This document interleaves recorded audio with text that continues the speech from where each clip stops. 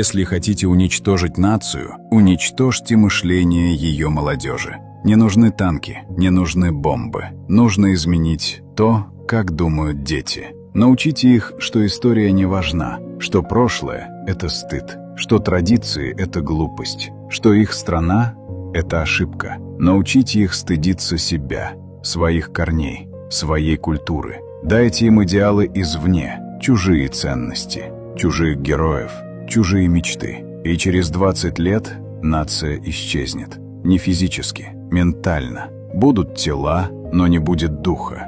Будут люди, но не будет народа. Потому что народ – это не территория, это общая память, общие ценности, общая идентичность. Убери это у молодежи, и через поколение нации не станет. Останется только население, которое не знает, кто оно, и которым легко управлять. Самая эффективная война – это война за умы детей.